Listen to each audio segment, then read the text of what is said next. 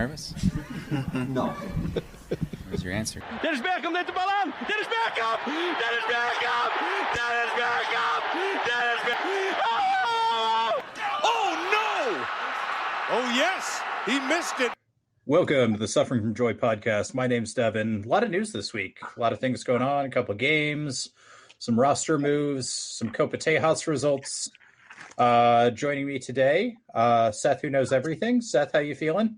I've spent more time reading about waivers and buyouts than I had expected to 24 hours ago. But you know what? I'll take it. It's happy work, isn't it? Yeah. Brad Tillery. Brad, how you feeling? Pretty good. Nice, fun, relaxing weekend, and come back, and there's just been nothing but good for Austin FC in the last week, it seems like. It's a little weird and unsettling.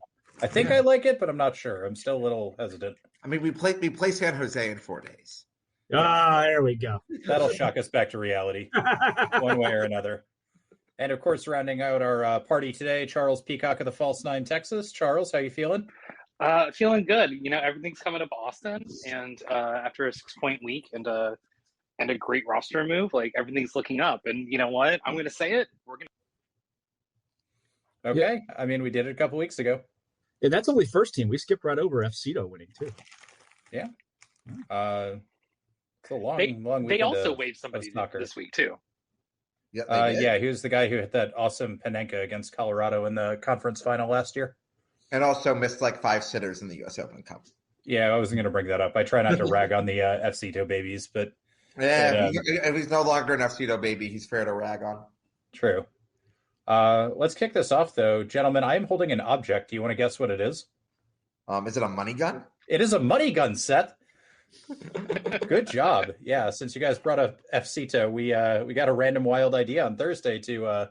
Riley made a Scared Money Don't Make Money banner, and we got a cheap money gun off of Amazon and came with a bunch of stacks of bills and got to play with it a fair amount and shockingly got the players and Coach Utley to fire it. So there's some good video out there. I'll do what I can to link to it or drop some on our Twitter account, but make sure to follow us Twitter and Instagram at SufferingPod. All sorts of good stuff on there. Lots of FCito updates that are probably a little harder to find than your average Austin FC news, but good game overall.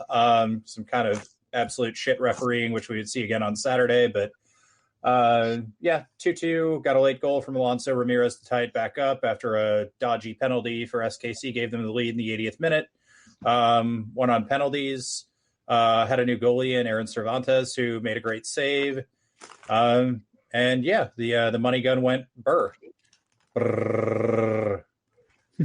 So it was a good time. Hopefully we'll get a nice big crowd out for the next game, but I think the money gun is going to be a KC only thing. Well, I will be in Lawrence, Kansas next month. I know, as you would probably say, the most hopeless place in America, but we will bring the money gun there one way or another, and we'll see if it gets confiscated, but we'll at least try. I would be the most money that town's ever seen. Yeah, I wouldn't call it the most hopeless place in America. It's just like where I know that song takes place. I mean, Bill Self's given out plenty of money, so.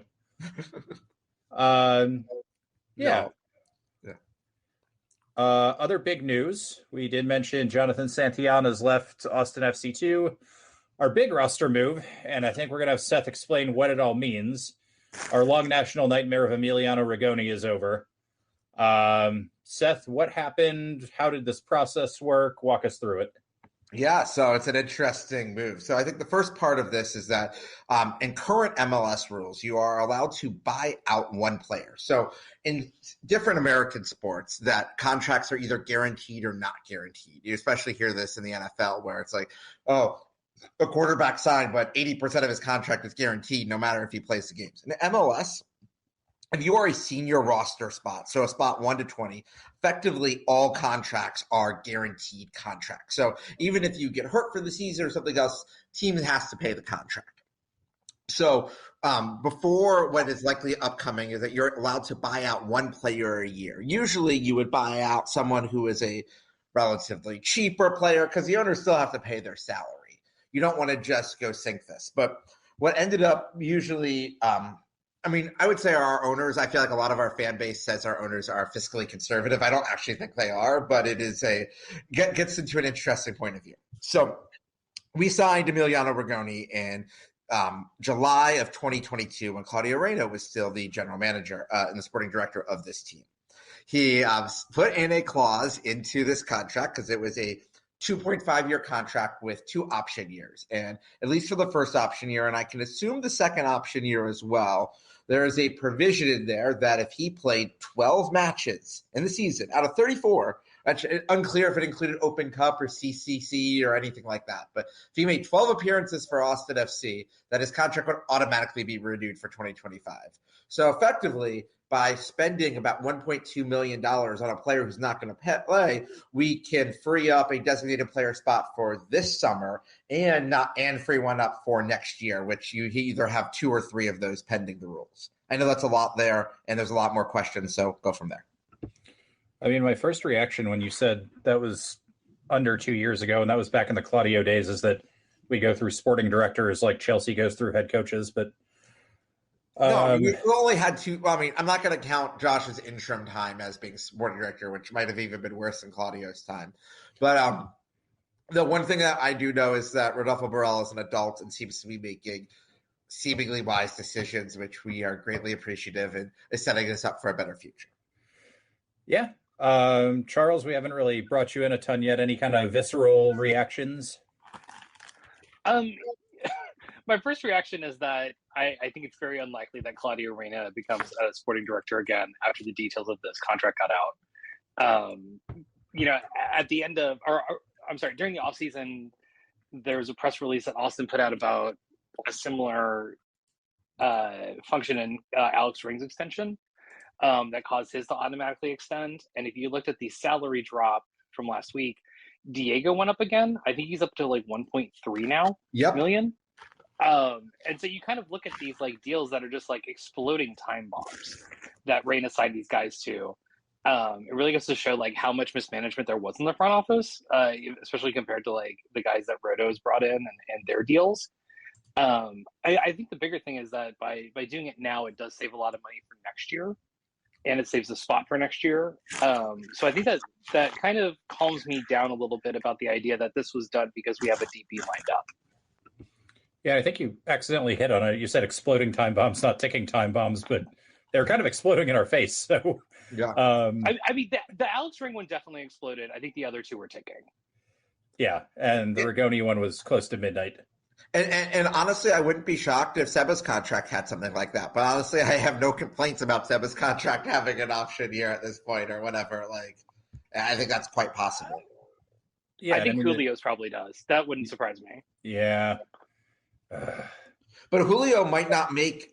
Oh, Charleston just missed on a shot there. But I just don't. There's but Julio, with the amount of time that he's going to be at Copa America and everything, unless it was set stupid low like 12, Julio might not necessarily hit it. 12 is just an insanely low number for a team that plays 34 regular season matches. Like that's like a bare minimum number that you'd expect anybody to play. Yeah, you would hope so. I mean, especially because we have a thin bench. I mean, Kip Keller like spent most of the season last season on an X-Pro and still got like 6 appearances for the first team. Yeah.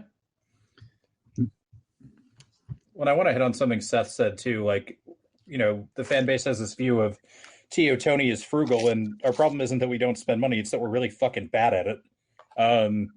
Until you look at some of the contracts that Roto signed us on, Brendan Hines-Ike's on under $200,000. He's making under 10% of what Riggles was making, and we don't know for sure that like Viru is going to pan out forever. He might have just started hot or something, but these guys are on much better deals than quite frankly, worse players that we have on much, much higher salaries.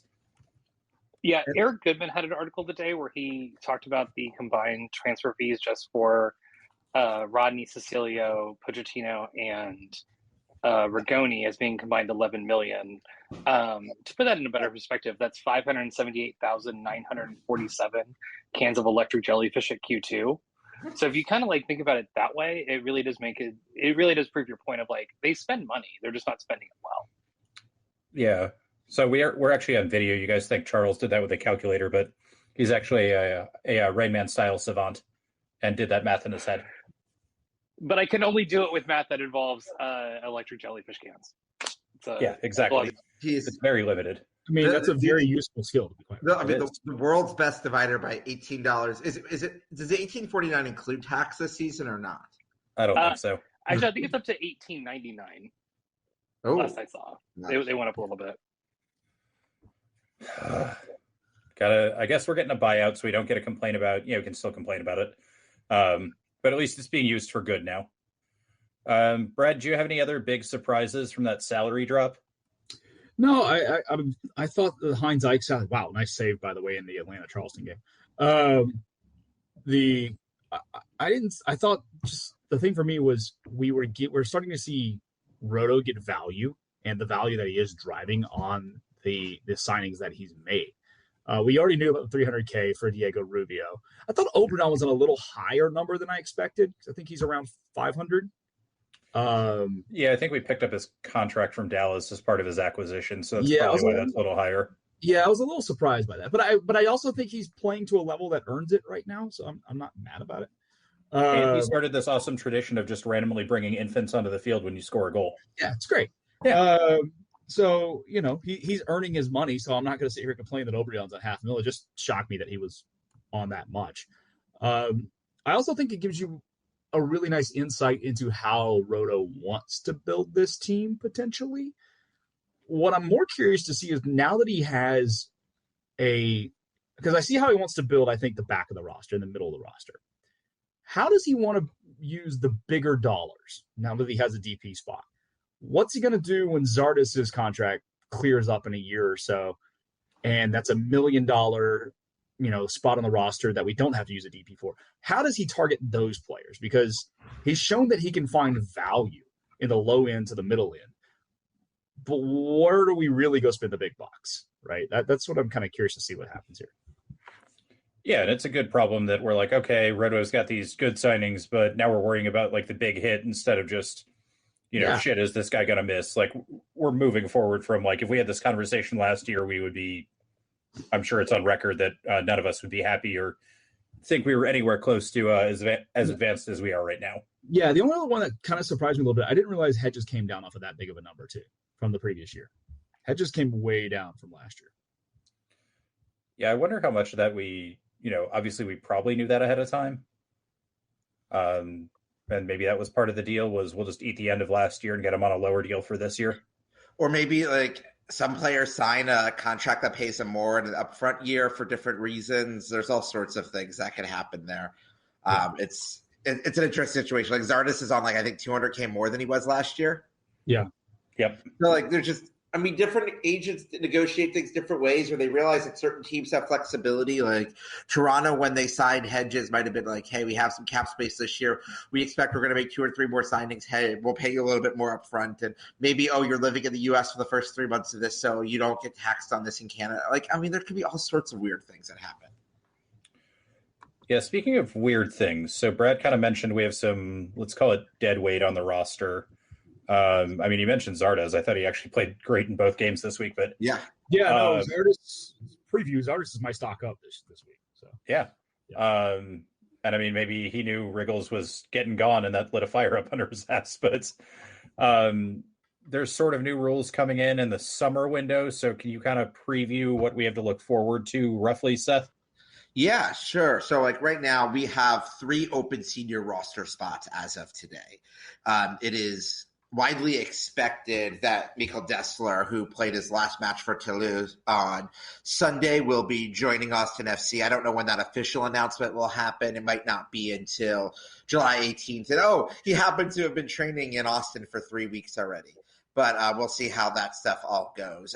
Since he's Danish rather than some of the other nationalities, he can enter the United States whenever he wants. So stay tuned to his or his girlfriend's Instagram and try to figure out if they're here in the U.S. or not. But hopefully he takes a week or 2 vacation and they can start to move stuff here and start to train with the team in early July so he can be here and contributing by July 20th. We can't sign him legally until he can't actually be registered on our books until July 18th. So that is a delay there. But he's played a full season and he's been hurt a bit. Like a few weeks off will not hurt him in any way. That's a good thing. We have 2 more open roster spots, and I think there's a lot of questions about where we want to use these open roster spots. And we also have the world of these new rules I mentioned earlier. We have 1 buyout right now that we've done. There's expected to be a new set of MLS rules that are approved in the next month or so, which would allow for a second buyout and would also allow for 3 full designated players and 3 U22 players, or the option of 2 full designated players and 4 U22 players. Right now, we only have 1 U22 player on our roster, and that's Jean, and Jean is no longer a U22 after this season. I assume that Musa Jite will either be sold to the team in Turkey he's playing for or somewhere else. I don't expect to see Jite back in Austin, mostly because his family never was able to get the visas to come here. Like, I don't think he would enjoy personally coming back, even though I wouldn't mind having someone like him as a rotational striker at this point. So I think with the 2 or possibly 3 roster spots that we're going to have open, I definitely would expect a DP level striker to come in. The other possibility is a DP level winger to come in. Or you could try to focus something more in the midfield and move Ring or move other players. There are some more options there, but I would be disappointed if we didn't necessarily. I don't think it necessarily has to be a DP, but if a striker that is not better than Diego Rubio is not signed in the summer window, I would be disappointed by that. And it's not like Diego Rubio's done a bad job. Diego Rubio is just not a 90-minute striker, and we do want and need one of those if we're going to actually seriously contend this season. So real quick, do we know if Dessler is Mikkel or Mikel? I don't know, and Dessler's just easier, and almost everything I saw from the good folks in purple in the south of France was just Dessler. So Dessler. Okay, yeah, I would think it's Mikkel, but I'm always obviously more pro team Mikel for very, very apparent reasons. But yeah, I don't know. Like, I'm assuming we're not going to get a whole lot of leads on, like, if we would get like a DP forwardy winger guy, he would just sort of appear because Roto's running a pretty tight ship. Or do we think this is something we might actually get some leaks on? I mean, this is a global transfer market. It's a question of where's Roto looking, and Roto's mentioned multiple times that he's looking at Europe for guys, and that he went because if you look at it, the big window to sign South Americans is in the winter window, which is better for MLS purposes in many cases because then you have a full season, you don't come in mid-season, you get that. I would expect that the majority of the signings. I mean, right now I'd expect 1 or 2 more signings there. And that it is in those signings that I would expect them to be more likely to come from Europe. I mean, there's obviously the potential of a league trade or other things like that. It's not like they have to, but I would expect in the way that we've been finding values, I wouldn't be shocked if we went for a transfer fee on a player that we thought was worth it. But who that player is, I ain't got a clue. No, I don't either. And I'm going to bring Charles and Brad back in here. The funniest thing to happen in MLS today is that Charlotte is essentially holding the stupid discovery rights of Marco Reus ransom. And I would just like either of your takes on how funny this is and why. Absolutely hilarious. And I love that somebody's finally playing the game instead of playing nice. Thank you. No, yeah. So the best question is, and you guys may know this, but do you know who the current record holder is for the most money earned in exchange for their discovery rights is in MLS history? I read this. I don't know. It was like 500K in GAM. Yes. I knew who it was earlier today. I forgot who it was. You guys are going to die when you realize who it is. It's not like Chicharito, is it? No, it's our good friend Nip Slip, Paul Areola. Oh, yes. Money well spent. Yeah. Yeah, no, going back to Brad's point, I am glad that Charlotte is finally using discovery rights the way they're supposed to, which is that if you are a big market team who wants a big name player that I have the discovery rights for, you are going to pay for him. This is actually, I was thinking about this earlier.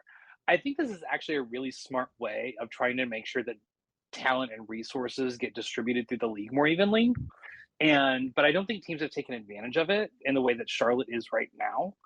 And I think it could become bad in the sense that it could limit player mobility into the league. But the counter to that is that if you just let the LA teams and New York's and Miami's lit up on players and nobody else gets like any of the resources from it, then we basically just end up with a non-parity league like every other league in Europe. And one of the things I like about MLS is that things are more even, to where everybody kind of, is a little bit closer than normal. I still want my dream, and it might be the four of us. No, but there would be probably 400 other sickos that would watch it, is that Apple TV should do a show each week where they reveal like 10 more players on discovery rights. And I don't know, do it countdown style or something like that. Because that would be entertaining to see what teams would do and make teams justify why they made those selections.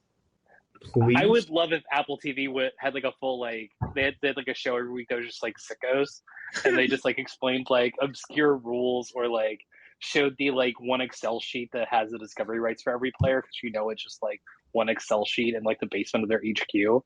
But no, I know I want that, and we're never gonna get it, Seth. That might be my moment of suffering. Another episode for this would be live reactions to the teams that were on waivers to see if they would have signed Rigoni. Because I would pay a little bit of money to see some of these sporting directors and just like openly laughing at this. Yeah. So on this point, like there were 6 teams that had international slots. Yes. And so we don't know if like he cleared the 48 hours waivers, or they just emailed all those guys and they were like, no. Or what happened, or I guess all the clubs would still have to pass because they could trade in an international slot in theory. But it would be kind of funny if he got put on waivers like last night, and then by this morning everyone was like, no, we're fine. Or there's like some like MS Doc portfolio where it's just like you hit the check button for this, the X button for that.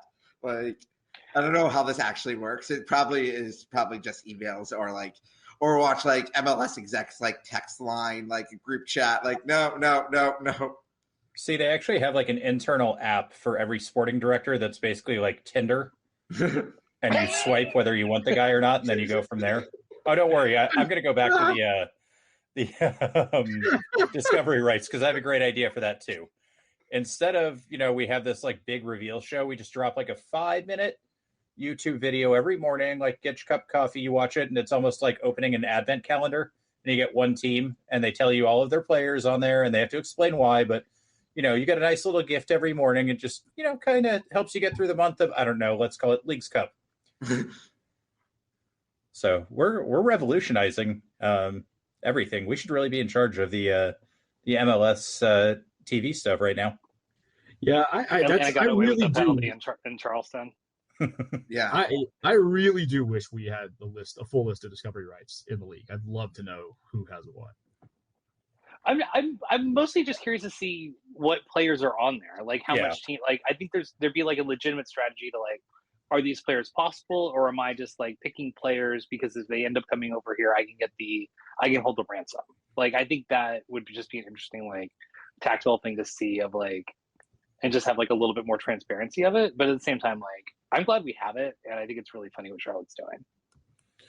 Well, I don't really get how it works either, too, because didn't Inter Miami come into the league and like already had Messi's discovery rights? Like if you knew Inter Miami and David Beckham and they had this whole plan, like since they came into the league, they were going to do something like that. Wouldn't you snipe that ahead of time and then hold a ransom for it like Charlotte's doing it? Like Messi, think about it. Like David Beckham got to a point where it might have been in that initial clause when he got the right to buy a team. Messi was already good enough that Messi could have been added to that discovery rights, like back in like 06, 07 when that happened.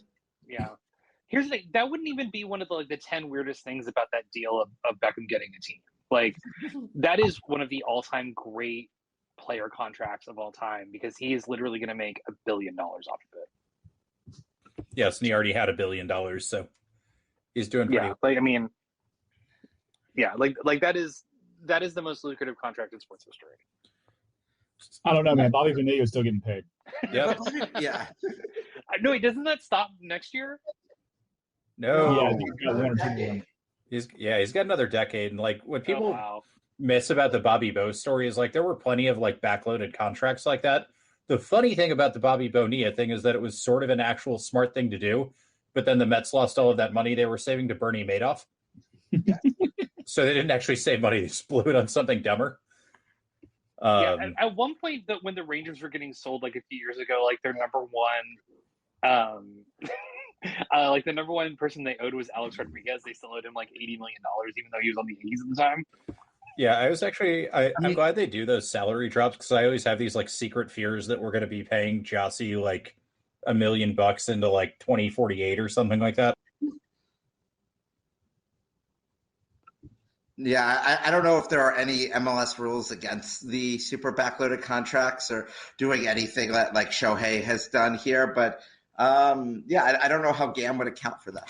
Yeah, once again, hockey gets this right. Like, pick your contract, structure it however the fuck you want. We take the total number, we divide it by number of years, annual cap hit. So it's much easier and much simpler. But hey, I guess sickos like us get to have some fun with these MLS rules. Yeah, I think getting back to the Rigoni thing there real quick, the most interesting thing moving forward, because schedule gets pretty tough here over the next few weeks. The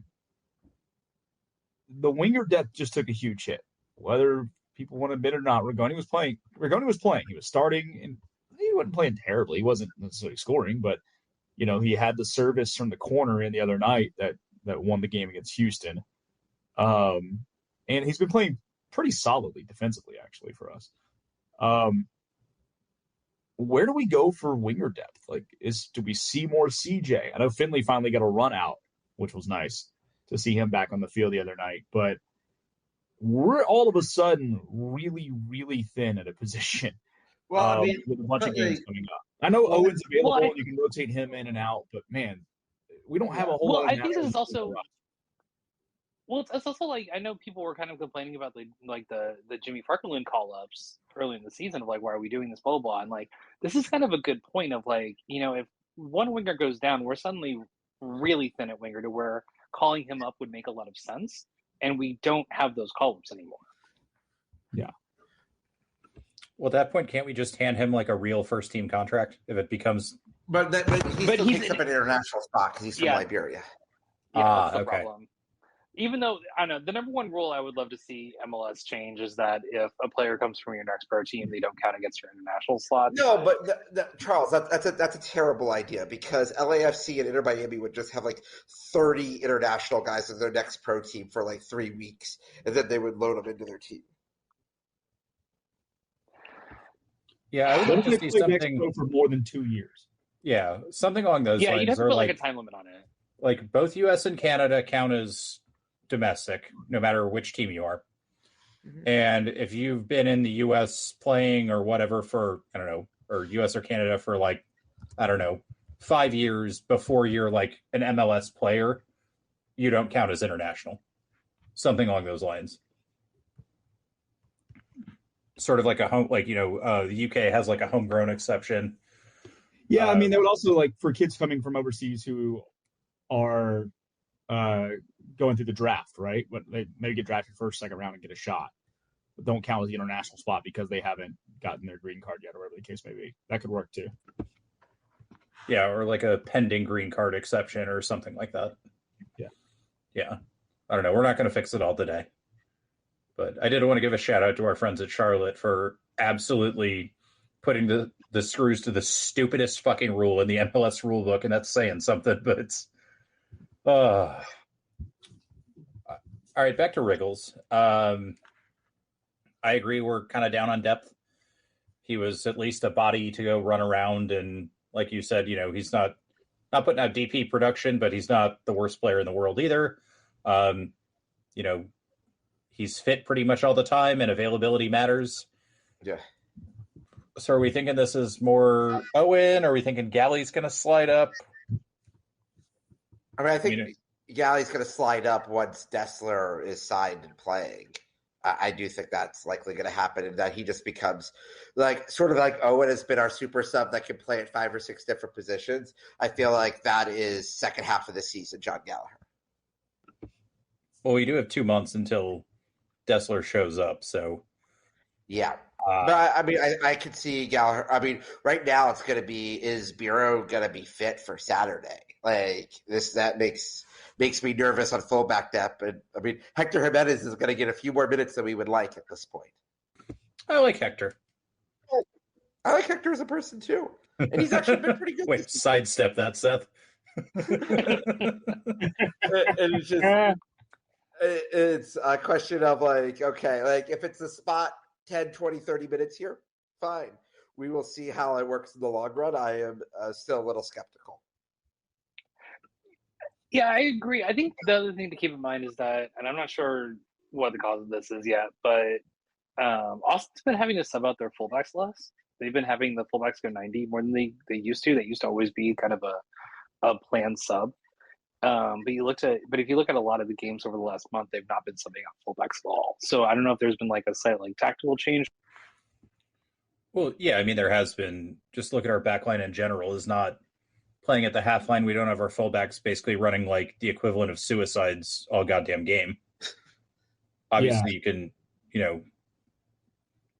you can save some more energy that way, but I mean, I don't know if getting rid of Rigoni means we're doing a little bit of a tactical shift because we played differently on Saturday. I didn't know if that was a rotation thing or what, but it looked pretty good. Granted, SKC's kind of a dumpster fire at the moment, but they've got some good players, and I don't know. Do we think maybe everybody's favorite, the back three, might have a shot, or do we think there's any possibility we're kind of just tweaking things a little bit, and that's why we're fine getting rid of a winger, or, any thoughts there? I think it really depends on who we choose to sign for these last two spots. Like right now, like we need an upgrade at striker, and it's a question of, do we end up going with another midfielder? Do we go with a winger? Do we decide to dump other players that could be considered dead weight here through buyouts or through trades or through loans? There's a lot of possibilities here. So I'm just curious. I'm happy to sit back and wait and see what happens. Let the rumor mill churn. All right. Well, anybody you would maybe like to see that seems likely? Because this is way out of my depth, at least for Austin.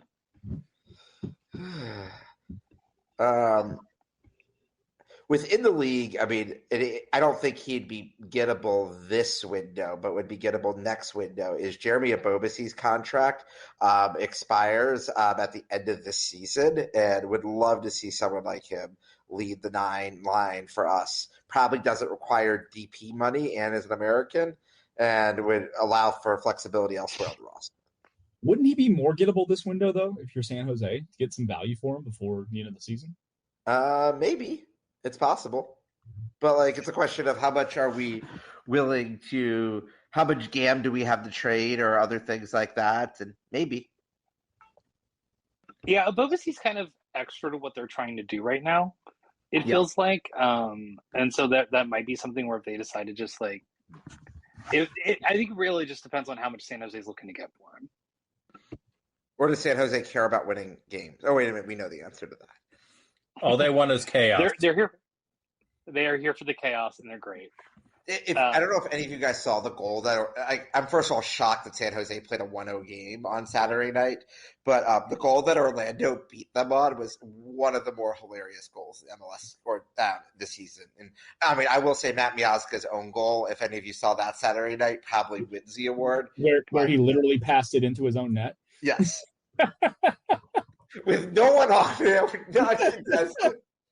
St. Louis City remains the luckiest team on earth, even if they're not as good as not getting anywhere near as much luck as they got last year. I think there's also a similar one to the Real Salt Lake Denver or Rapids match, which kind of was like the chaos, crazy MLS match of the weekend. Yeah. And then obviously in our match on Saturday, there was a great when playing it out of the back goes wrong that finally went in Austin's favor. We're due. I mean, yeah, that's the first time it's ever happened. He screwed up one and he saved the Seba PK. Like, that's a net neutral game. It's not the first time it's ever happened. It's the first time we've taken when playing it out of the back goes wrong and not cycled it back to the keeper. Yeah. All right. I don't know. I feel like we were going to do more Riggles stuff, but I think everyone's like, yep, good move. Got a little depth problem, but we'll get over it. I don't know if we have a whole lot of analysis to do there, but I guess you guys want to, we'll go through this. Charles, you want to lead us off and tell us your favorite Riggles memory? Favorite Riggles memory? I think it's actually when there was a goal that he scored, and I forget who it was against. That was assisted by Rodney. And there's a great picture of him and Rodney celebrating together. That's been making the rounds today of look at our two meme players celebrating together. But I think the biggest thing for Rigoni was just the hope. There was just so much hope when he came here of him playing well and being another Driussi. And then obviously that just didn't pan out. Yeah, previously compared him a little bit to the end product problems Adama Traore has, where everything should line up and it just doesn't. And you keep hoping. He's just a really easy player to convince yourself you can turn into a great player. Yeah, his YouTube comp, I'm sure, is elite. But that's not how you should recruit players. And yeah, I mean, you just watch him in warm-ups and you see that combination of size and speed and skill, and you're like, oh, this dude's gonna be good. And then you kind of watch it and you're kind of like, oh, we can do stuff and bull up. But then he hits every cross 5 yards too long, and never really gets in the right positions, and just. Yeah, I mean, we probably should have known that when we signed him at, was it 29 or 30, but it is what it is. Brad, you got a I mean, it kind of has to be this year's goal against Houston, right? He by far and away the biggest goal he scored for this club. The shock of it all, I think it probably sticks with me more, especially because of the Alistair McAllister call on it. That probably sticks the most out to me about it. But that's the play that I'll probably just have the most positive memory of Rigoni for his entire time here. I actually got one that's better than that, I think. I'm going to say that even though he had a terrible game in it, he did nicely slot home the final penalty before Stuver had the save against RSL to win that playoff game.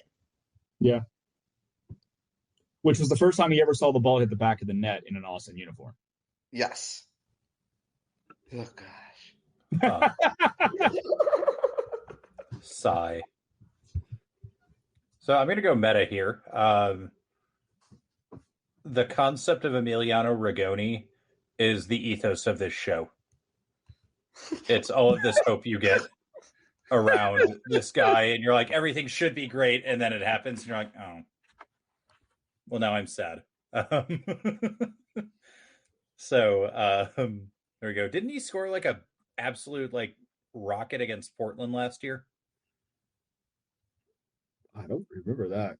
Okay, I remember him scoring an absolute lethal goal at some point, but yeah, I remember when he got moved to kind of a 9 for a little while, and he did score one that was okay.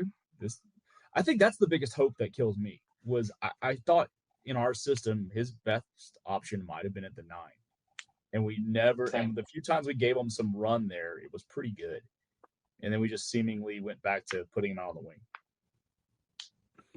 Yeah, I think he's more of an inside pocket forward, and obviously we don't play with those kind of guys, but I mean, this is kind of in his career, though.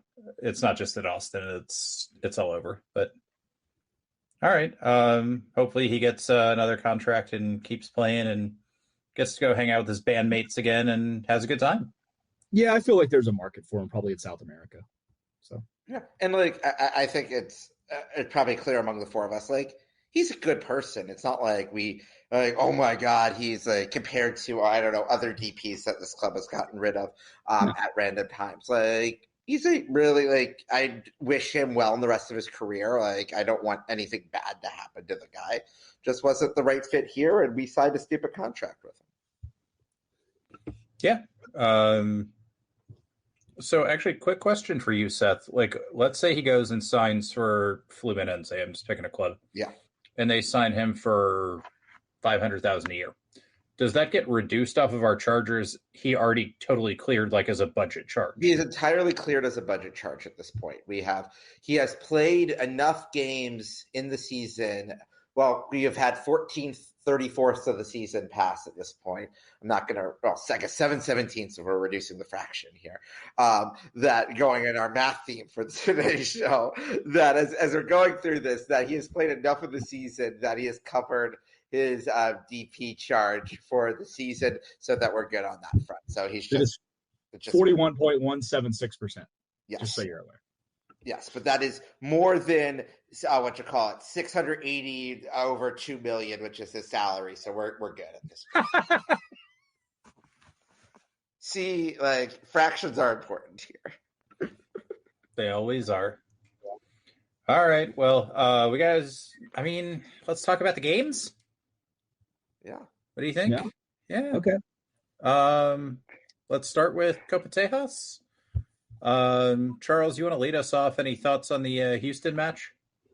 Okay, first of all, I can't believe we're so unenthused to talk about 2 wins in a week. It felt weird coming out of my mouth, and I didn't know how to bring it back. No, I will say this. I thought the Houston game was very indicative of how Houston plays. They're kind of the ultimate we don't want anything to happen team. They're very good defensively. They're not great offensively. They really kind of try to muddle the game up the whole time. And I think Austin kind of played into that a little bit. Just kind of looking at the stats a little bit.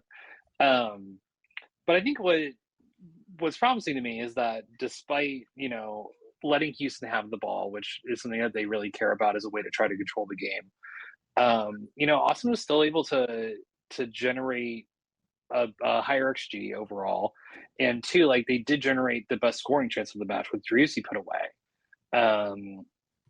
And that's something that I don't think we would have seen out of the team last year. I think this is definitely a 0-0 draw that everybody comes away with feeling bad about themselves. Or it's a 1-goal loss where probably Kowalczyk nicks a goal at the end. So just kind of good to see a win and Steve Clark sad, which is always great. He's had a really bad week, but it's been really great. Yeah, tell us about Steve Clark's bad week. So it started with an Austin FC fan, Derek Ensign, having a sign made up reminding him that he is the keeper who Austin has scored on the most in MLS history. Then he let in another goal and lost again at Q2.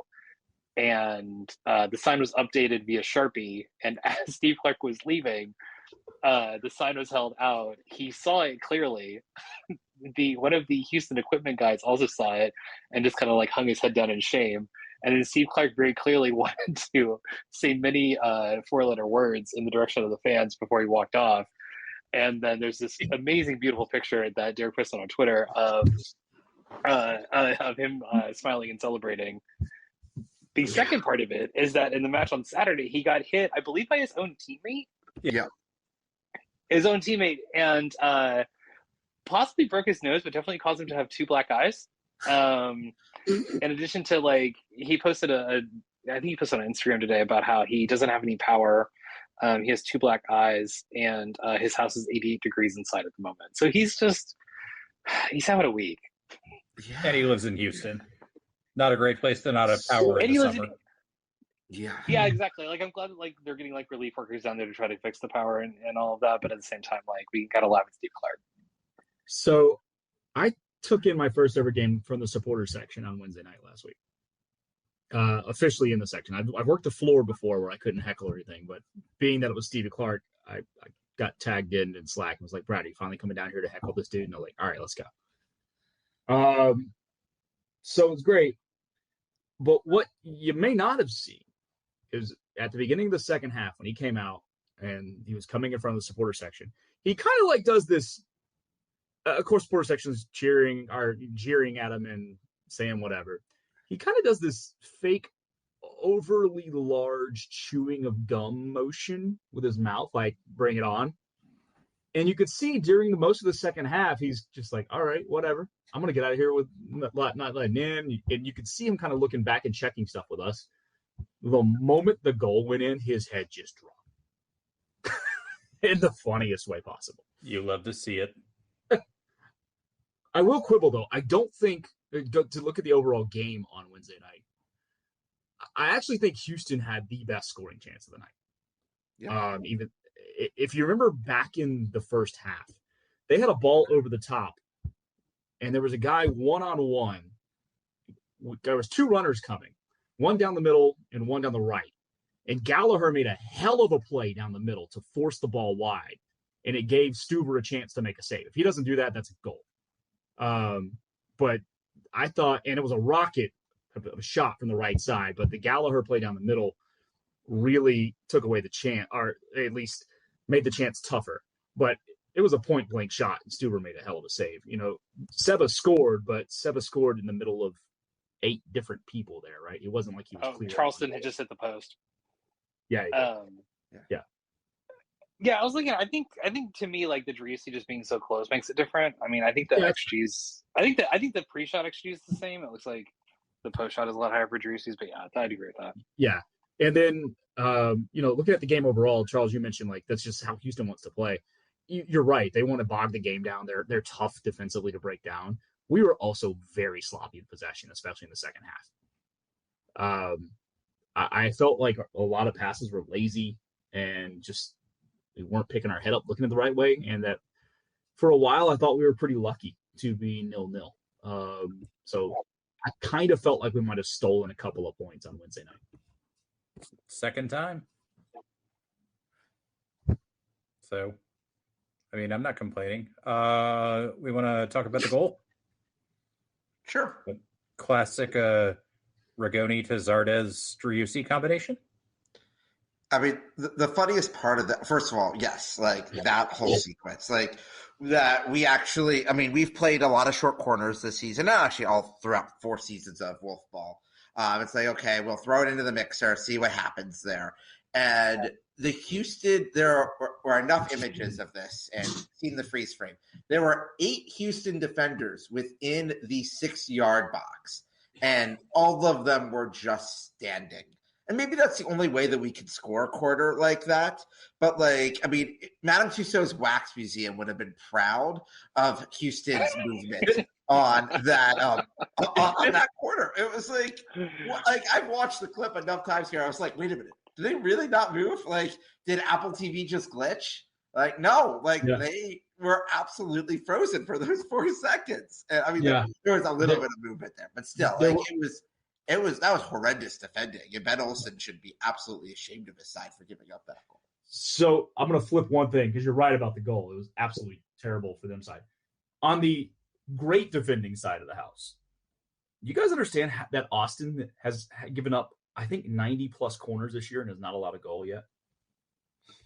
90 corners? Seriously? I think we're at, like, we've given up roughly 90. Oh, going into the Houston match, it was at 81. So I'm assuming there was 9 between Houston and Kansas City. I'll pull up the stats. Give me a sec. But we have not given up a goal off of a corner all year. That's insane. Good job, set piece coach. Promoted from FC To, who likes to rip off everything Arsenal and Nicolas Yeoverdue. Hey, that's okay. But you know, right now on LinkedIn, Liverpool has a posting for a set piece coach. So just letting you know that job is available. I mean, I could go give it a go. Big Ange says he doesn't care about that, so don't think I can go to London for it. But yeah, okay. Is it 93 now, Seth? So no, I'm pulling up the numbers here. Give me 1 second. I was doing it the wrong side. So we gave up 5 corners on Sunday to KC, and Houston had 5. So 91 corners. Yeah, that's a lot of corners in 14 games. Yeah, that's a lot of corners. It's about 7. As you guys all know, I do have Fire season tickets, and that the Fire give out free hot dogs for every time they get 5 corners. They've gotten 5. The Fire suck, and they've gotten 5. I mean, they went 457 minutes without scoring a home goal this season, which broke an MLS record for non-COVID times. And even they get 5 corners almost every game. Yeah, I mean, we give about 6.5 a game based on the math. Yeah, I feel like there were a couple games early on where we gave up double digits. Yeah, I feel like Seattle, we had like 14 or something against us.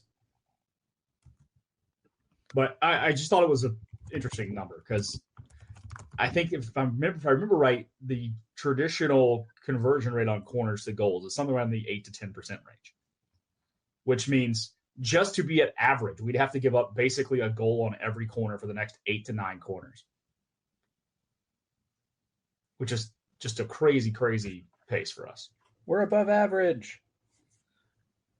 But this goes to show that our back line has played much better than these are things that are coachable. And like as much as all four of us have gone off on Josh Wolf for all sorts of things, like if the team is getting better and is learning from mistakes, like I'm fine with he's never going to be my world's favorite coach or anything, but like if we are getting better results and we are doing better things, that is fundamentally good, and I'm fine with him being the coach for that.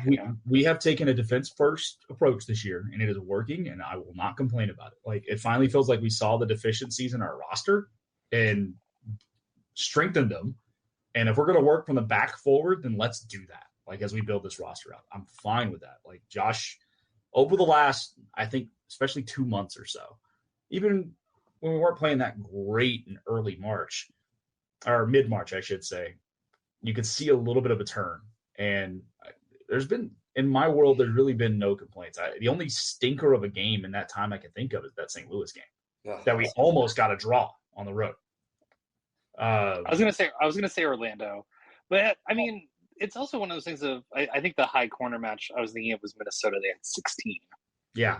But I think this is kind of, and I'm not sure how much credit we want to give to DeRoto on this, but it does feel like since Roto came on, Austin's played a much deeper formation, much deeper line.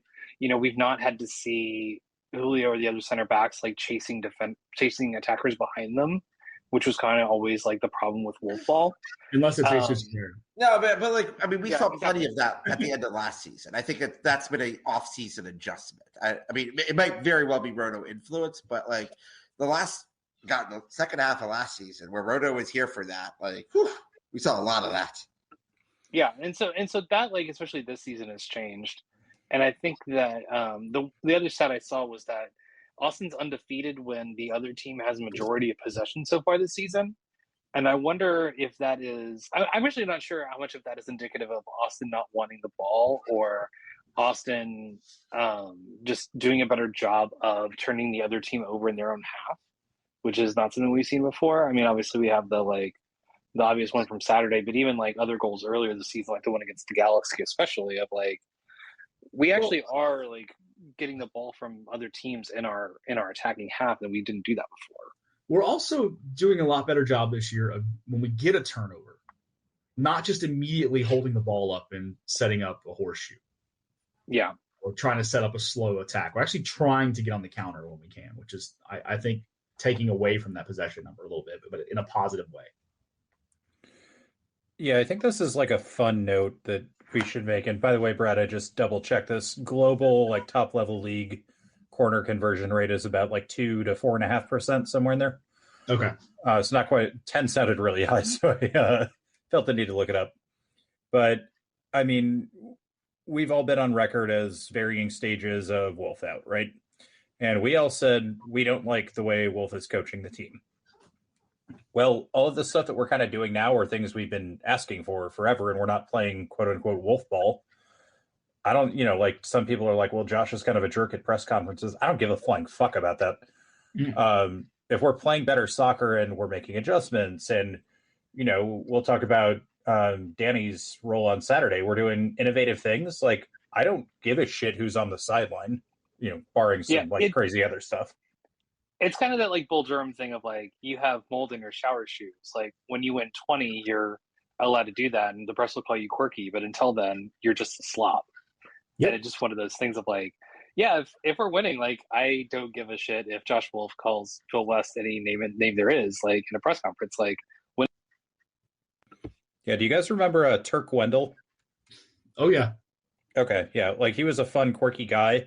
Then he started having like a 7+ ERA, and then the whole like brushing his teeth before coming onto the field thing was just weird. Same idea, exactly what you're talking about. Mark Fidrich is the same way. Yep. So. But yeah, which for the kids who don't know, go look up Mark Fidrich highlights on YouTube. They're hilarious. Debate for a different day, but it doesn't belong in the Hall of Fame. Agree. Yeah. Okay. No, I just wanted to kind of note that because there are, I feel like, various stages of, Wolf analysis, and we've always been very, well, if we play better soccer under Wolf, I don't really care if Wolf's there. We still have some baggage, obviously, to get over, but Yeah. Roto is coaching the coach, or something is going on where we're doing smart things and making adjustments. Yeah, I mean, he's just a better mentor than Berhalter. Yeah, he's seen more, right? He's seen more. He's developed more, and yeah. So if it is Wolf sitting at the table and learning from Roto and getting better, then hey, that's great. I won't complain as long as we're playing decent soccer, which we have been. I want to see how that looks over the next month too now, right? Because my concern coming out of whenever we had this nice little run in April was at the end of April was, okay, May's actually sets up to be a month where we can pick up some points based on the schedule. But right about now, San Jose's playing a lot better. And then June is tough. We're on the road a bunch. There's I think multiple 3-game weeks. Heat's kicking in. Schedule's a hell of a lot harder. If we can get out of June and still be 5th, 6th, then you know what, Josh, I'm going to back off on you a whole lot. Because for me, it's right now, it's okay. I still am. I'm willing to give you a longer leash, at least at this point, because you're making you're making adjustments game in, game out. We're not playing the same style every game, and that's great. We're becoming harder to play against. Can you now manage us 2 victories or at least 2 results against tougher opponents in the league? Yeah, exactly. And I mean, we've talked about this, like, okay, we need to take this step. Well, now we need to take this step. Now we need to take this step. We keep taking those steps. It's a good thing. Yep. I mean, you can quibble about, like, is Roto coaching Wolf? Is Roto, like, shadow coaching the team or whatever? I don't care. Whatever we're doing, it's working, and, like, keep doing it. Yep. And, I think we all agreed, like, scraped some results earlier in the season that were not indicative of a way I would like us to play all season, but we've been improving, and we look pretty good on Saturday. Yeah, I mean, this month alone, we've got, 6-7 points in our 4 games just here in May, with a chance to pick up 3 or with 6 more points on the table in the month. Yeah. I would like to think we're going to beat Portland at home. We haven't beaten we've lost to Portland at home each of the last 2 seasons. Yeah, but this Portland team's not very good. But they were terrible last year. 4 goals against San Jose in 20 minutes. Like, I do not, like, you treat every match like we could lose it because this is still Austin FC. Sure. Well, it's MLS, right? I mean, that's going to happen. Like, I'd like to think if we could pick up 4 points in the next 2 matches, I'd be ecstatic. Same. Let's put it that way. The San Jose game on the road, I think, is more indicative to me of where I think we'll start seeing what is this really, and then how do we play at Salt Lake? Are we willing to try to go play the game, or are we just going to play defense and bunker like we have on the road a bunch this year? Those are the things I want to see. But Salt Lake's attack is the best attack in the West. Yeah, and I mean, we were able to. The Galaxy probably have the second best attack, and we obviously played them at home. We didn't play them away yet. But we got to the point we got out a 2-0 lead, but we didn't really sit back and play away ball bunker for the remaining 70 minutes against them. I'll be curious against Salt Lake. I mean, I just don't think even if we were to play our road style that got us a 0-0 draw in Vancouver, if we played that same match, RSL scores 2 on us. Yeah. Fine. This is still a good problem to have. We want to talk a little bit about Saturday. Bit of a fun game. I finally watched it a few hours ago. Yeah. Well, that's much fresher in your memory than mine, because I had a very emotionally draining Sunday with Arsenal sort of taking the title down to the final day. So walk us through. How was your experience, Mr. Recent Watcher? Yeah, so I didn't see the game Saturday. I was out of town all weekend, and I saw the last 20 minutes or so Saturday night. I was actually supposed to be at a baseball game that ended up getting rained out. So I thought the game in and of itself was arguably one of our more impressive games of the year. It's 3-2, and I think people will see the scoreline and say, well, how can you say that? But when you look at the 2 Kansas City goals, Stuver on the first one was actually in a really good position to make a play and a save on it, and the deflection off the defender sent the ball the other way and into the goal. Like, as a keeper, there's nothing you can do about that. Do we think that goal was offside? I thought it was close. I mean, that's right near my seats, and it looked like it, but it's not. I'm not like straight down the line, and I don't want to, because we're kind of crunched for time. I don't want to do a ton on the officiating, but both the assistant refs were fucking terrible. Had no idea what they were doing, weren't in line, and the center ref, who I know has a ton of Euro experience, didn't look confident in anything he was doing. And as soon as that happens, that you don't look like you're in charge, the game kind of gets away from you. And we talked a little bit about that with like kind of the replacement refs too. Yeah. No, he lost control of the game in the first half.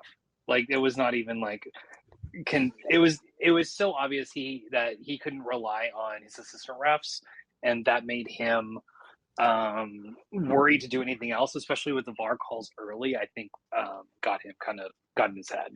I thought he made the right call on the Danny VAR call, by the way. Yeah. I still have not seen a still of either of those. So that's actually my moment of suffering, is when that pass is played. And we did this a bunch in that SKC game. It drove me nuts, where Obrian is just ready for the release and we just held it too long. Yeah. Some of that's learning to play with each other and, players getting better. But I thought, I guess I'll say, when that ball was played live, that he was offside. Yeah. I saw when I watched it today, I thought he was off by by about half a step, maybe a full step. But yeah, going back to like the scoreline, the other goal Kansas City scored was a screamer. Top 90. What the hell are you going to do about it? Okay, great shot. We've said this earlier this year. We'll give you that all day long. If you're going to hit them from 25 out, do it, man. Yeah, exactly. If you're going to put that on a postage stamp, fair fucks to you. Yep, good for you. But it was a game where even when we went down 1-0, yes, I knew the outcome. I didn't feel like there was ever a time where the team hung their heads or felt like they couldn't come back and win that game, or that it was out of the control. Yeah. The Danny goal that got called off, like, it's nice to see Danny play forward. I think he can be a 5-6 goal scorer in this league if we play him more forward consistently. I loved his play to Obrian on the first goal, because the natural inclination is probably to shoot when he was, 12 yards out right there, one-on-one with only a defender on him. But he picked his head up and saw the run coming from Obrian and made the smarter play. You guys had told me, it's like, when you watch this game, you're going to see Danny all over the place, and you're dead right. He was great throughout the entire match. The second goal kind of put some sauce on him. Kind of a weak goal, I thought, for Kansas City to give up, considering Obrian had two players right on him, two defenders. I was kind of shocked to see that go through. Third one, in the second half, with Zardis, who was shockingly good on Saturday night. One, the little stop and go to get the pass to Reus, who, that header, I don't think people understand how the degree of difficulty to be falling backwards like that and then put the header far post. It was just feather it in perfectly. I saw some people criticizing that as like not a great goal, and I'm like, do you have any idea how insanely impossible that header is to stop? Yeah, that was ridiculous. But the thing is, I think people maybe not have seen, if Reus doesn't take that ball falls right to the feet of Owen there too, on the back post. Owen was just standing there, ready to go. And then, the other play that I wanted to hit on the second half too, offensively, there was a fantastic line-breaking pass to Zardis by Danny. Zardis ended up putting it off the post. But playing Danny a little more forward just opened up that ability Saturday night. And the thing I came away from the match, besides just feeling really good about 3 points that almost turned into one, thanks to Tommy at the end there, was I think we may have unlocked a little bit of a secret to be able to use Danny's full abilities. Because we tried it earlier in the year and it didn't work. But now with Seba back, it opens up some options for him. I think it's great. Yeah, I was going to say that, like, I think the difference between earlier in the season and now is that instead of Danny playing furthest forward in the Driussi spot, he was playing in more of the middle spot where Ring normally is. And I think that was what gave him space. Yeah, to kind of play those things, and that's something that I'd kind of like to see more of. especially when Austin's eating a goal. Yeah, I'm with you. I thought he brought so much creativity and things that we have not seen, and some speed in that 8 spot that Ring doesn't necessarily have. A lot more confidence as well. Ring's been playing okay this year, but he's missed some sitters, he's missed some opportunities. But it seemed like he was gun shy to pull the trigger on times to shoot, and Danny had none of that in him. That to me, if we can get more of Danny in that 4-8 position with Driussi on the field, that is unlocking his best skill set. And I'd like to see that more, because then we can really get picky on what we do in the transfer market in the summer, because now we have that extra playmaker in a playmaking role. I'm going to have to use my biggest moment of suffering, is because Danny played so well. And if Danny plays this well at Copa America, Danny is getting sold this summer. Hey, money. Money is like that type of Danny. If we get the Danny that we had on Saturday night, this is a team that could actually be a serious MLS Cup contender. Seth, I have a rules question. So MLS made a change of how much a transfer fee MLS teams can convert to GAM. Did that go into effect this year, or is that for next year? My understanding is that goes into effect for the July 18th to August 15th window. Okay.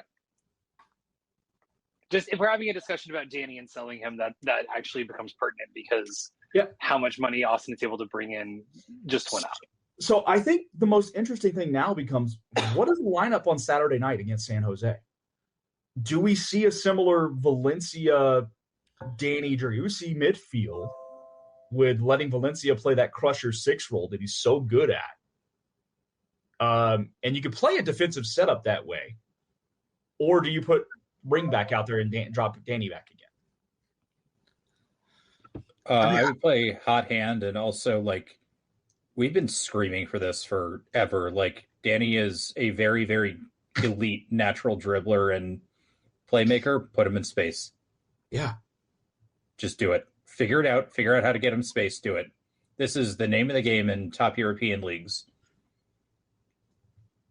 Find a way to do it, and we will be in a good spot. So I would try to recreate this as much as possible, but I think we're probably unfortunately going to go a little more conservative on the road.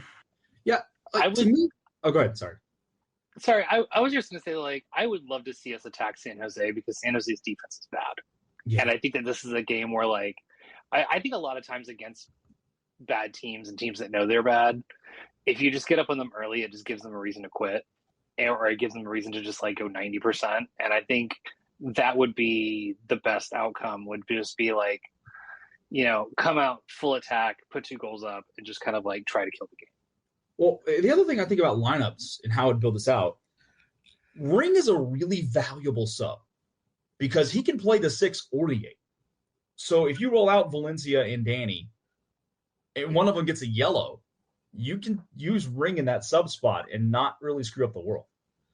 I mean, but think about it. We have that option for the next 3 matches, and then we're not going to have Danny for June 15th to probably, depending on how far Venezuela goes in Copa America, but we're not going to have Danny for like 5 or 6 matches. I mean, Julio, with the way that Heinz Eich is playing, assuming Leo comes back and hedges, I'm less concerned about at this point.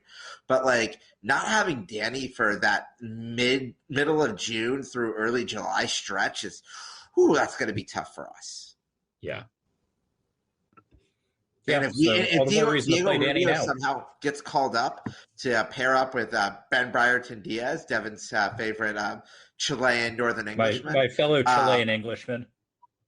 Yes. Anglo-Chilean, I guess. Anglo-Chilean. God, that sounds like a bad cocktail. It really does. But there's we're just like, with Rigoni out as well, like that, like our depth issues are going to be really tested there. Yeah, I would assume if Ruga gets called up, we see Pino start using those temporary call-ups.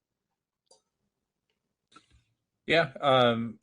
Pino hasn't, like, I obviously watch more FCito than your average bear, but the way FCito plays doesn't really, and I don't want to go into a huge sidebar about this, but, like, it doesn't really lend itself to Pino's skills, and like I have a whole side thing about Micah Burton on this too, but I think he could play, sort of how we're using Zardes, or at least call him up and learn a little bit from Zardes. Like, you can kind of do the body, hold the ball up, and even if that's all you do, you're fine. You're eating minutes here, dude. Yeah. He can run behind. He's got a pretty quick first few steps. So we'll see. Let's get the points we can before, the world collapses. But you guys ready to do format? Yeah. I just one last thing. You mentioned points we can, grab what we can. I think it's important to know we're not halfway through the season yet, but we're about halfway to where we need to be on the points total to make the playoffs this year. Yes. And as we've been occasionally checking in on it on this pod, we are 4 points above where Inter Miami was at the Leagues Cup break last season, where they could not dig themselves out of that hole. And like, we have had more points than certain wooden spoon winners. If you had told us after the Minnesota match that we were going to be on 22 points after 14, I think we would have ended the pod right there. Yep. Yeah. I said at the beginning of the year, look at the first 10 matches. If we get 10 out of that, I'd be stunned. And we came out with 14 or 15. So yeah, I mean, I think we're in a good spot, especially if we close out the month, maybe first game or two in June. Well, we're in a playoff spot, and then from there, do what you can. Yep. We kind of jumped around these already, so we'll maybe quick hit them. But Brad, you want to go first on your? We'll do like full week stock. Yeah, full week number. I mean, stock rising to me was Zardes. He had 2 key plays this week, both that led to the game winners. On obviously the Reus goal, he's the guy who got in there and knocked it down. So I don't think he officially got an assist on it, but it was him knocking the ball down that set up Reus. And then he had the assist to Reus on Saturday night on just a beautiful cross and the stop and go. And if we get that Zardes, I know he's not banging in goals, but goal contributions are just as good, man. I don't care who hits the back of the net as long as it hits the back of the net. Yeah, exactly. I think he was one of my top candidates too. And like we kind of saw Wednesday was sort of like, oh, that was pretty good for like, we know Zardes is getting up there. Like he was straight up good on Saturday. Yeah. Not like qualifiers or anything, like good. And he also played out wide a little bit more in there. Mm-hmm. Obviously the goal is indicative of that. But even there, it's like, I mean, I don't think I'd want Giazzi as a full-time winger, but if we had to use him as a 10-minute winger, if Rubio is going a little longer at 9 or trying to do some other interesting formation, like I might be down to experiment with that a little bit in the next 10 matches. Yeah, every little bit helps. And, if he pulls out once a game and does that and gets an assist out of it, great. Yeah.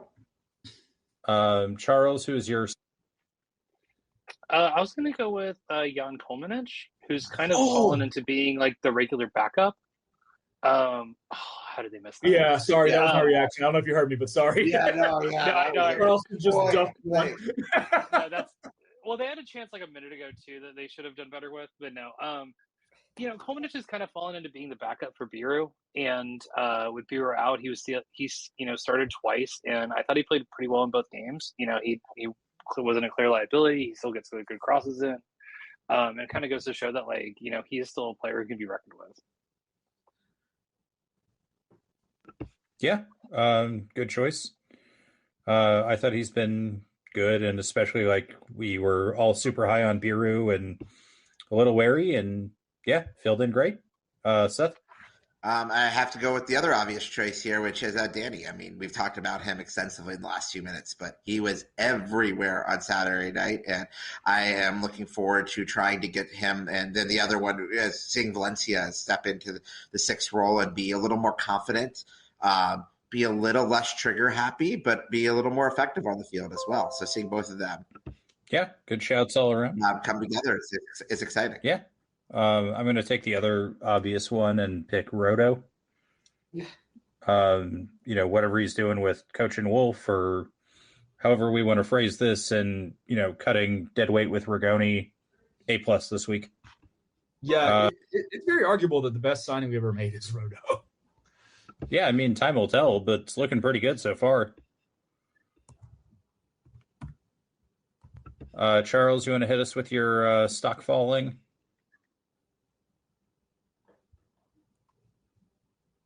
I mean, I think the stock falling is this is gonna be a little esoteric, but Claudio Reyna, like seeing between the salary info that came out last week and seeing all the signings and all the Reyna bombs and looking back at his tenure of, pointing out the mistakes and how far he set this team back despite 2022's results. Like I wasn't joking when I said I would be shocked if he ever gets another sporting director job again, because just the more info that comes out, the job that he did here looks worse and worse.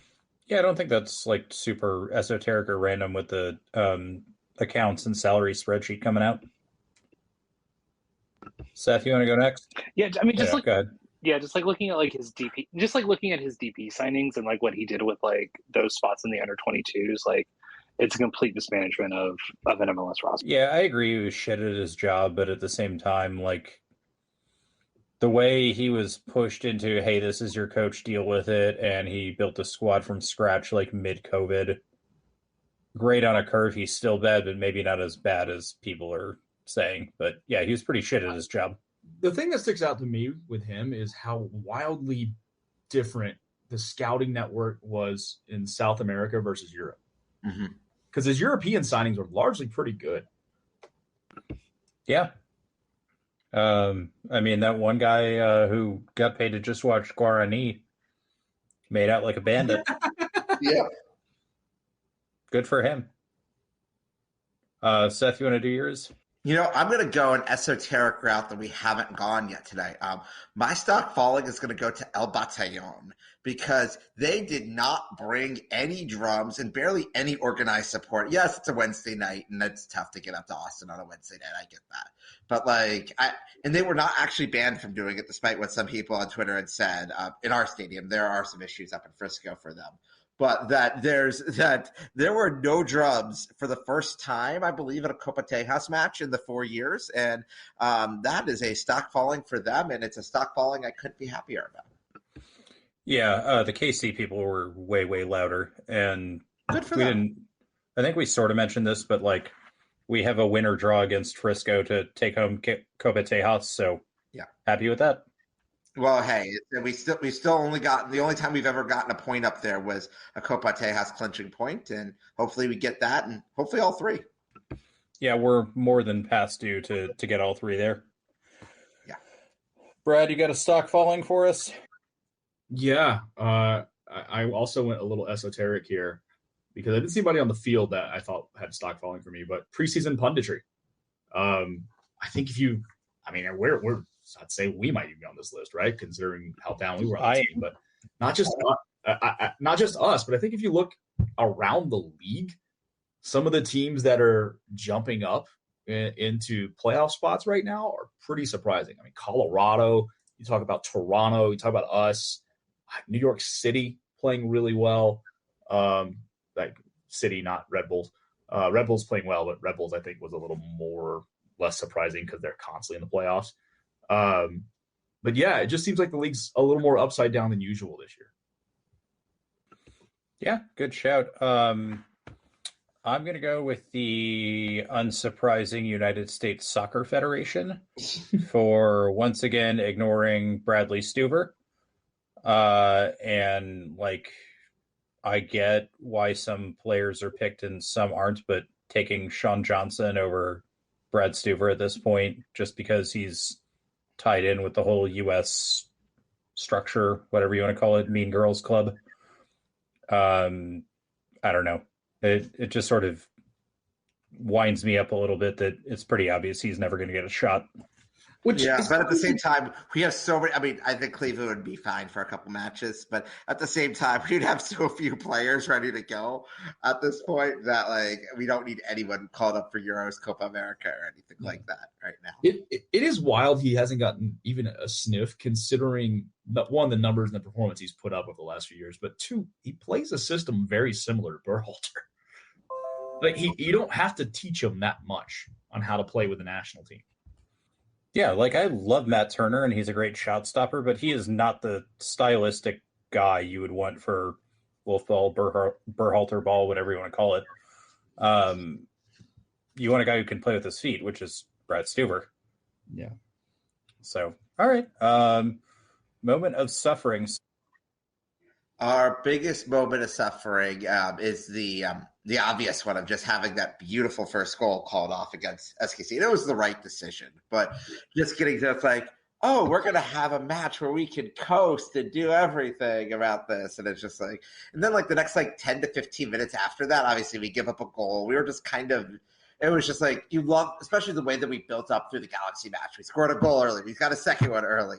And like, I was hoping that was going to be like a 3-4-0 runaway win. Cause even though we've won 5 in a row at home, like in the Galaxy, we got a 2-0, but like we haven't like, there have been a couple times in our history where we've gotten 3-4 goal wins or 5 goal wins in one case at Q2. And it's like with this streak, it's like, okay, we haven't quite gotten there yet. And I feel like even though the results have been awesome, and if you had told me that after Minnesota, where we played arguably one of our worst matches in team history, that we were going to get 17 points in the next 7 home matches, I'd be like, sign me up as fast as possible. I'm thrilled with that, but I still feel like our fan base isn't quite there yet because we haven't had that dominating home win.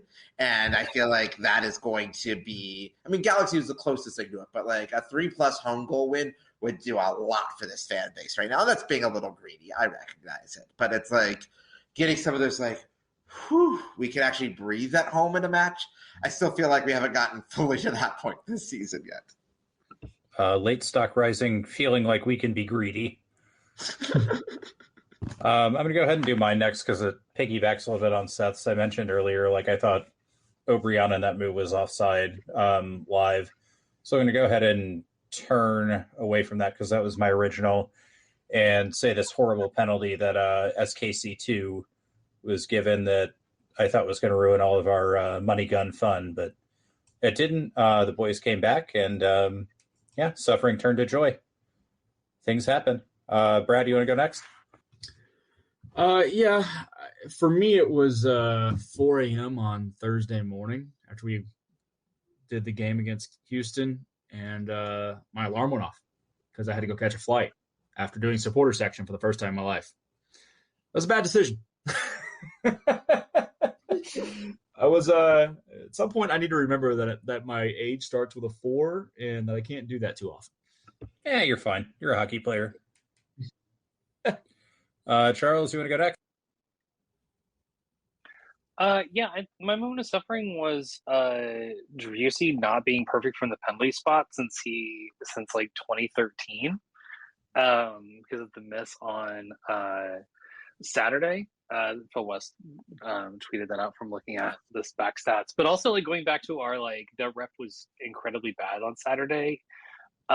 There's good stills of the Sporting Kansas City keeper being off his line when that kick was made, and just kind of has like a little bit of an asterisk now of like, you know, Driussi didn't convert it, but also like the keeper cheated. I also think we should have been awarded a second PK. Which one? The Finley? The follow-up. Yeah. No, the follow-up. Yeah. Oh, yeah. No, I agree. Yeah. No, Finley is outside the box. It was one of the worst calls I've ever seen, but he was outside the box. Yeah.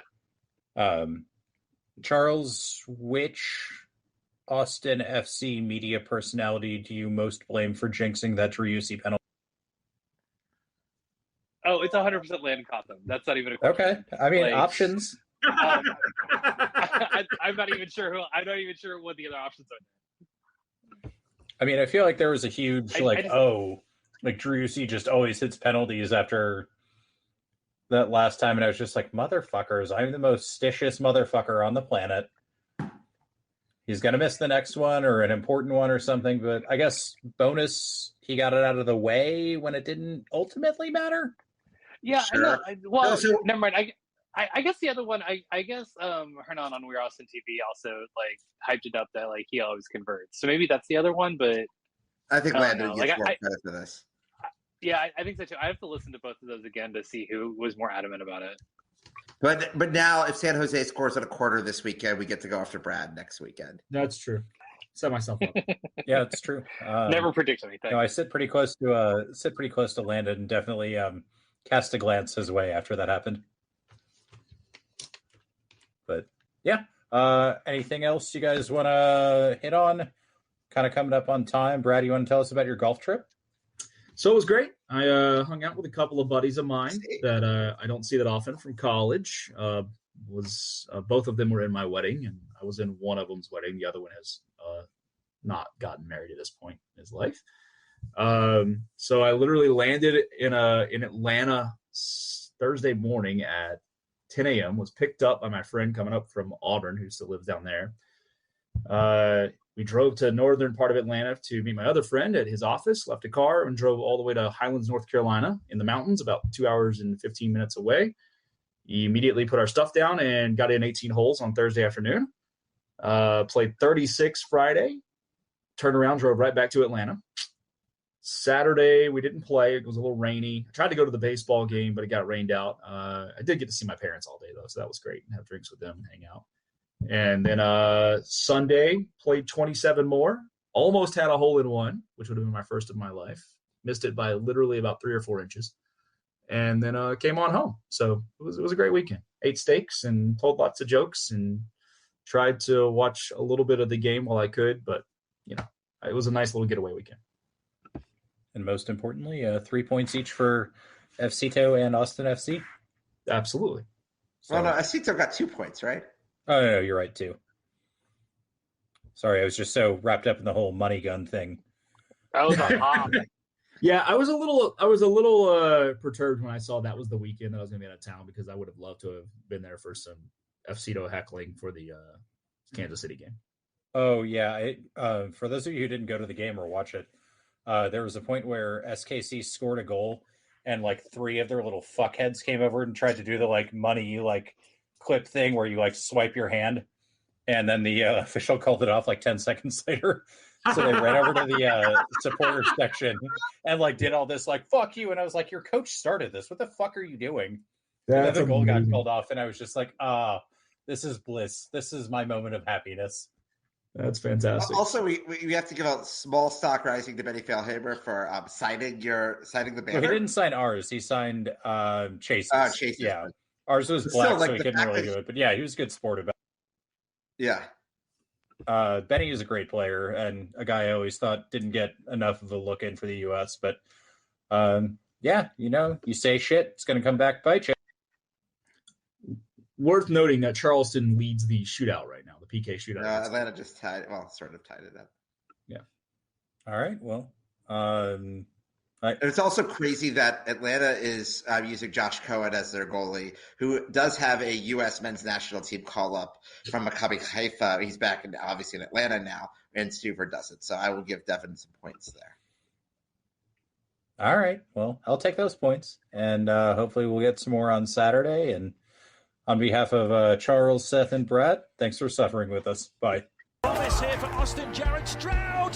It's Diego for goodness! He has written his name into Austin folklore. They just won't go away.